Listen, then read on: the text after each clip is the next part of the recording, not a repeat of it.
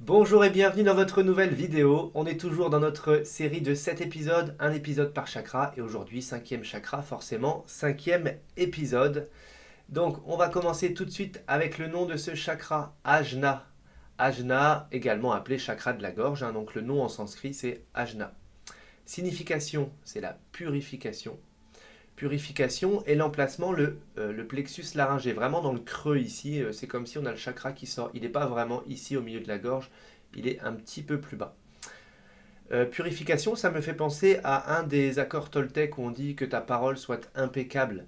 Impeccable dans le sens pur et donc purifié aussi. Ça peut passer par les mots, par le verbe et par la communication. Parfois, on peut, une situation comme ça qui est un peu compliquée, on pourrait dire qu'on peut purifier par le dialogue, par la verbalisation des choses justement.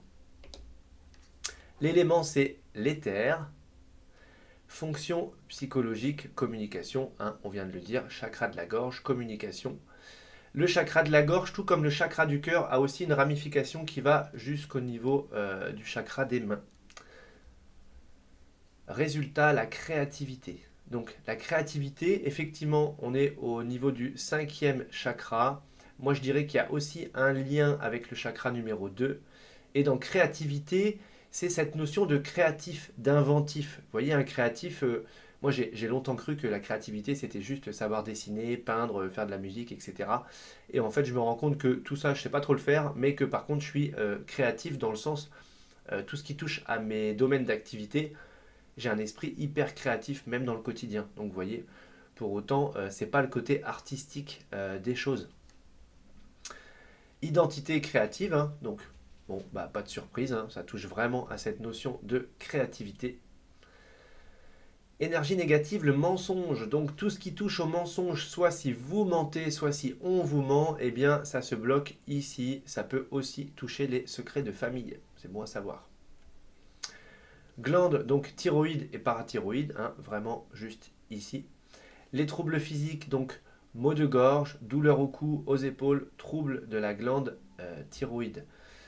Donc en fait, effectivement, tout ce qui va toucher à la gorge, à cette sphère-là, on pourrait même aller quand même vers la sphère ORL en même temps, eh bien ça va appartenir à ce cinquième chakra. Effectivement, tout ce qui est problème de thyroïde, c'est directement lié à tout ça.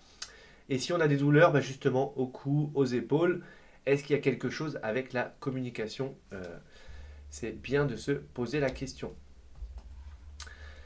Alors, la couleur, c'est le bleu clair. Bon, bah, on le voit à l'écran. Je rappelle que chaque couleur est une fréquence. Au niveau de son mantra, on est sur Ham. Ham, ça veut dire que, encore une fois, on n'a que la première lettre qui change. Donc, on insiste bien sur ce H soufflé. La planète, c'est Mercure. Donc, Mercure qui, en symbolisme, on dit Mercure, c'est le messager. Donc vous voyez, on est encore dans la communication. La planète, c'est Mercure. Pour information, l'eau, quand on représente l'eau, elle est représentée en bleu. Et on dit aussi que l'eau est un mercure, puisqu'il retient, il capte le message. On peut informer l'eau. Et on remarque que si on met un sachet de thé dans l'eau, eh bien l'eau va se charger comme ça des informations du thé, alors qu'avec d'autres liquides, ça ne serait pas forcément le cas. En tout cas, si c'est pas de l'eau, s'il n'y a pas d'eau dedans. Donc j'aime bien comme ça faire des liens quand on peut les faire. Je dis pas, c'est pas toujours faisable, mais en tout cas, quand on peut le faire, c'est bien.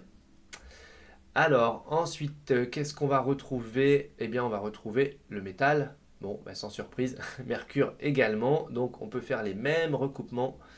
Et je rappelle également, quand on parle des planètes, c'est qu'en fait, leur fréquence, leur vibration influence. D'accord? C'est à ce niveau-là que ça se joue.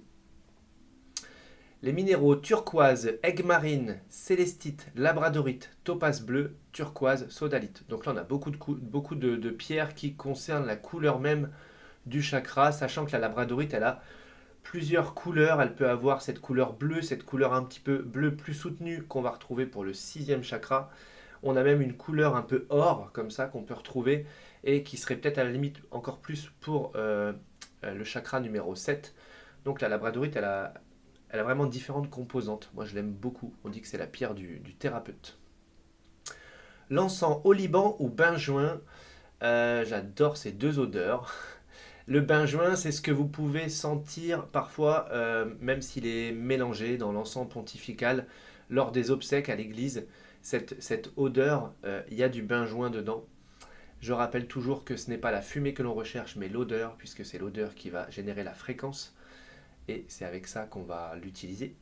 Le droit, bien entendu, le droit à la fois de s'exprimer et d'être entendu. Donc ça marche vraiment dans les deux sens. Vertèbre C3, C7, C pour cervical. Hein.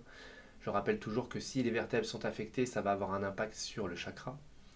Au niveau du corps, on est sur le corps causal. Donc dans causal, on entend la cause. Donc c'est un plan supérieur où parfois on peut aller justement quand il y a des choses qui sont bloquées, quand on n'arrive pas à déverrouiller certaines choses, on va aller sur ce plan où ce qui se passe en dessous trouve sa cause justement. Alors c'est bien plus vaste que ça, mais j'ai pas plus de détails et de précision à vous donner sur le corps causal.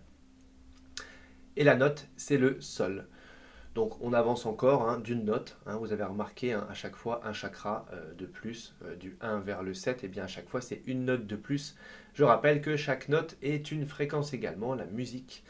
Et puis qu'on peut avoir comme ça des prénoms qui contiennent une syllabe qui est une note.